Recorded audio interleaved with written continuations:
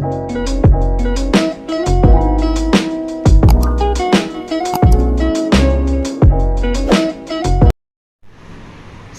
pagi dan salam sejahtera bagi kita semua. Perkenalkan, nama saya Dina Oktaviani, NIM 2010417118, kelas A1 Manajemen. Pada kesempatan kali ini saya akan menjawab soal ujian mata kuliah Manajemen Pemasaran 2. Soal bagian A. Soal yang pertama, apa judul drama pemasaran Anda dan jelaskan mengapa Anda mengangkat judul tersebut dalam drama pemasaran Anda. Jelaskan siapa-siapa saja anggota tim drama Anda dan jelaskan peran mereka dalam drama tersebut.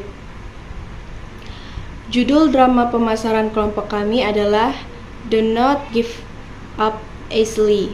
Jangan mudah menyerah. Adapun alasan saya mengangkat judul ini adalah karena agar mahasiswa mendapat pembelajaran dengan tidak mudah menyerah dan pantang menyerah.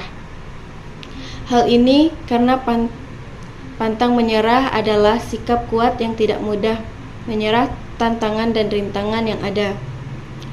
Tim anggota drama pemasaran, yang pertama Indra sebagai pemeran utama yang pantang menyerah dalam menggapai keinginannya. Yang kedua Elsa sebagai orang yang menawarkan pekerjaan. Tesi dan Yoga sebagai orang tuanya Indra. Laura dan Ona sebagai kolektor atau rentenir yang menagih hutang kepada orang tuanya Indra. Gino dan Salu sebagai sahabat sekaligus rekan kerja Indra. Dan Dina sebagai konsumen. Soal yang kedua, jelaskan isi cerita dari drama pemasaran Anda. Apa yang dapat Anda peroleh dari drama pemasaran yang Anda buat? Isi cerita dari drama kelompok kami adalah menceritakan tentang Indra yang berjuang dari nol hingga sukses dan bisa meringankan pekerjaan orang tuanya, yang pada awalnya adalah anak yang bermalas-malasan, yang sering berputus asa, bahkan Indra yang jarang sekali berada di rumah. Tetapi dia memiliki keinginan untuk meringankan beban orang tuanya. Oleh karena itu, keinginan Indra tersebut pun ia punya inisiatif untuk mengajak teman-temannya untuk mencari pekerjaan. Tetapi karena teman-temannya tidak bekerja dengan giat, ujung-ujungnya Indra pun ditinggalkan oleh teman-temannya. Dan Indra melanjutkan pekerjaannya sendirian dengan niat yang keras dan akhirnya Indra pun memperoleh hasil yang dia inginkan. Hal yang dapat diambil dari drama kelompok kami adalah jangan pantang menyerah dalam menghadapi situasi apapun termasuk titik terendah hidup. Soal yang ketiga, apa judul lagu pemasaran yang Anda buat? Pelajaran apa yang dapat Anda peroleh dari lagu pemasaran tersebut? Judul lagu pemasaran kami adalah Pemasaran We Are The Best. Pelajaran yang dapat diambil adalah memulai hidup untuk mewujudkan mimpi dan harapan dan tetap semangat menjalani hidup ini di tengah-tengah kesulitan. Soal yang keempat, apa kesan-kesan Anda dalam mengikuti kuliah manajemen pemasaran selama 1 semester dan apa saja yang sudah Anda dapatkan dari mengikuti kuliah manajemen pemasaran 2? Kesan saya dalam mengikuti kuliah manajemen pemasaran selama 1 semester itu banyak pengalaman yang dapat saya ambil seperti penugasan kelompok bersama teman-teman dan mendapatkan apa yang belum saya dapatkan di mata kuliah lain seperti membuat video drama dan lain sebagainya. Kemudian soal bagian B, soal yang pertama, dalam pelayanan yang berkualitas dan memenuhi kepuasan konsumen terdapat 3 komponen penting. Tugas saudara sebutkan dan jelaskan 3 komponen tersebut.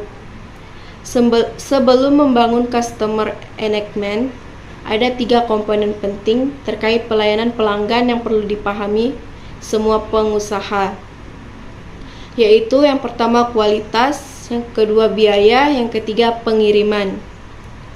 Soal yang kedua, jelaskan tentang prediksi karir dan tren digital marketing di tahun 2022. Artificial Intelligence atau AI akan mengambil alih beberapa pekerjaan prediksi tren digital marketing pertama ialah Artificial Intelligence atau AI, atau biasa kita ketahui sebagai kecerdasan buatan, dapat menganalisis perilaku konsumen dan pola pencarian, memanfaatkan data dari platform media sosial dan posting blog untuk membantu bisnis memahami bagaimana pengguna dan pelanggan menemukan produk dan layanan mereka. Misal, bot Messenger Facebook dapat membantu kamu mengotomatisasi dan mengoptimalkan layanan pelanggan. Kecerdasan buatan juga menawarkan informasi dan tips kepada pengguna dengan masuk ke percakapan. Soal yang ketiga, jelaskan yang dimaksud dengan product, price, distribution, dan promotion. Berikut adalah 4P, yaitu product, place, price, dan promotion. Untuk melakukan pemasaran, yang pertama, produk atau adalah sebuah jantung dari kegiatan pemasaran. Seluruh kegiatan pemasaran akan dimulai dari sebuah produk yang ada, dan produk tidak hanya sebagai sebuah entitas fisik, akan tetapi menjadi sebuah aspek yang memiliki wujud dan tidak seperti sebuah pelayanan dan organisasi. Kedua, price atau harga adalah sebuah nilai yang dimana akan diharuskan dibayarkan oleh seseorang konsumen untuk mendapatkan maupun memiliki sebuah produk yang akan dimiliki oleh sebuah perusahaan. Ketiga, promotion atau promosi. Dalam hal ini akan bertujuan untuk dua hal. Tujuan pertama adalah untuk memberitahukan keberadaan produk yang telah kita buat, dan yang kedua adalah untuk mengajak mereka dapat membeli dan mencoba produk yang kita jual. Place atau tempat atau kegiatan distribusi ini adalah hal sebuah bentuk kaitannya dengan perpindahan dari kepemilikan produk yang berasal dari seorang produsen ke pelanggan. Soal yang keempat, mengapa pentingnya menciptakan kepuasan pelanggan? Jawabannya, karena kepuasan pelanggan merupakan suatu hal yang penting. Jika seorang merasa puas dengan produk yang kita jual, maka mereka akan menjadi pelanggan yang loyal dan merekomendasikan produk Anda kepada orang lain. Soal yang kelima, sebutkan dan jelaskan 8 dimensi mutu. 8 dimensi mutu kualitas produk antara lain sebagai berikut. Yang pertama, performance atau kinerja. Performance atau kinerja merupakan dimensi kualitas yang berkaitan dengan karakteristik utama suatu produk. Contoh, sebuah televisi. Kinerja utama yang kita kehendaki adalah kualitas gambar yang dapat kita tonton dan kualitas suara yang dapat didengar dengan jelas dan baik. Yang kedua, fitur. Merupakan karakteristik pendukung atau pelengkap dari karakteristik utama suatu produk. Misalnya pada produk kendaraan beroda 4 atau mobil, fitur-fitur pendukung yang diharapkan oleh konsumen adalah seperti DVD atau CD player, sensor atau kamera mundur, serta remote control mobil. Yang ketiga, kehandalan adalah dimensi kualitas yang berhubungan dengan kemungkinan sebuah produk dapat bekerja secara memuaskan pada waktu dan kondisi tertentu. Yang keempat, kesesuaian adalah kesesuaian kinerja dan kualitas produk dengan standar dan yang diinginkan. Pada dasarnya, setiap produk memiliki standar atau spesifikasi yang telah ditentukan. Yang kelima, ketahanan, berkaitan dengan ketahanan suatu produk hingga harus diganti. Ketahanan ini biasanya diukur dengan umur atau waktu daya tahan suatu produk. Yang keenam, serviceability adalah kemudahan layanan atau perbaikan jika dibutuhkan. Hal ini sering dikaitkan dengan layanan purna jual yang disediakan oleh produsen, seperti ketersediaan suku cadang, dan kemudahan perbaikan jika terjadi kerusakan, serta adanya pusat pelayanan perbaikan atau service center yang mudah dicapai oleh konsumen. Yang ketujuh, keindahan adalah dimensi kualitas yang berkaitan dengan tampilan, bunyi, rasa maupun bau suatu produk. Contoh bentuk tampilan sebuah ponsel yang ingin dibeli serta suara merdu musik yang dihasilkan oleh ponsel tersebut. Yang kedelapan, kesan kualitas adalah kesan kualitas suatu produk yang dirasakan oleh konsumen. Dimensi kualitas ini berkaitan dengan persepsi konsumen terhadap kualitas sebuah produk maupun merek seperti ponsel iPhone, mobil Toyota, kamera Canon, printer Epson, dan jam tangan Rolex yang menurut kebanyakan konsumen merupakan produk yang berkualitas. Soal yang keenam, sebutkan 4 manfaat yang didapatkan dalam program menjaga mutu.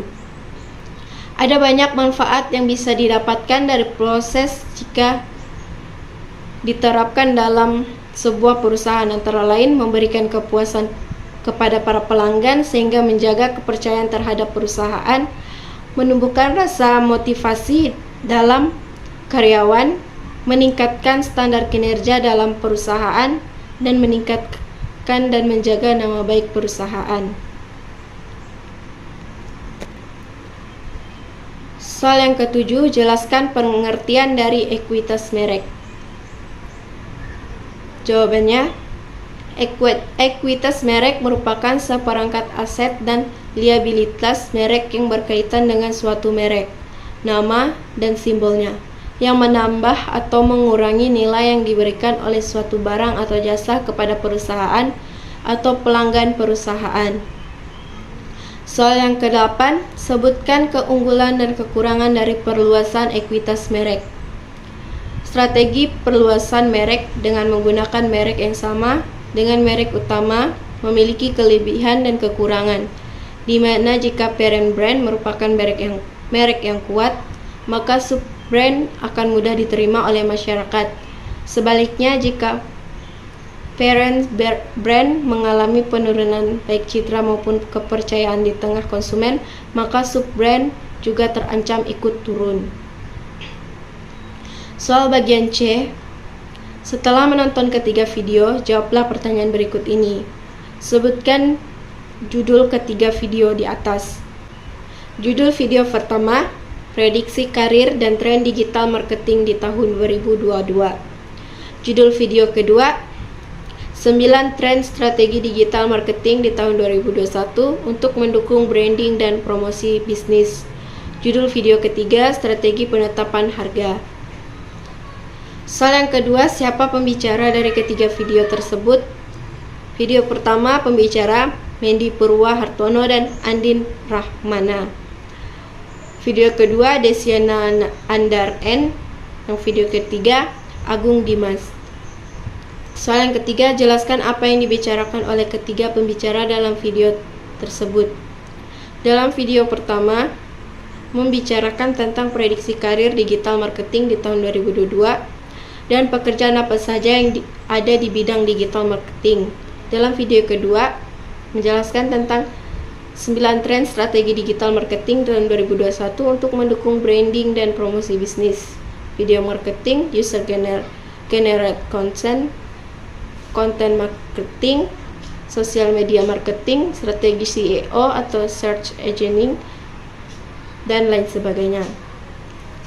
Dalam video ketiga, membicarakan tentang pengertian harga psikologis atau psikologis pricing dan teori penerapan harga psikologis. Soal yang keempat, pelajaran apa yang dapat Anda peroleh dari menonton ketiga video tersebut di atas? Dalam video pertama, pelajaran yang dapat saya ambil, saya bisa mengetahui tentang prediksi karir digital dan mengetahui role apa pekerjaan yang ada di bidang digital marketing. Video kedua, setelah saya menonton video kedua, pelajaran saya peroleh ialah mengetahui 9 strategi marketing yang perlu diterapkan oleh pembisnis di tahun 2021 untuk mendukung branding dan promosi bisnis yang akan dijalankan. Manfaat yang peroleh dari menonton ketiga video di atas, bagaimana saudara menerapkan teori-teori di atas.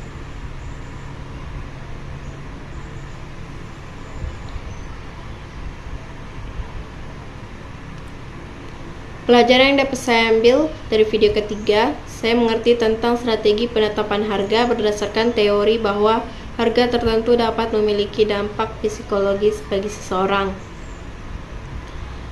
Soal yang kelima, manfaat apa yang Anda dapat dari ketiga video tersebut di atas dan bagaimana Anda menerapkan teori yang dijelaskan oleh ketiga pembicara di atas.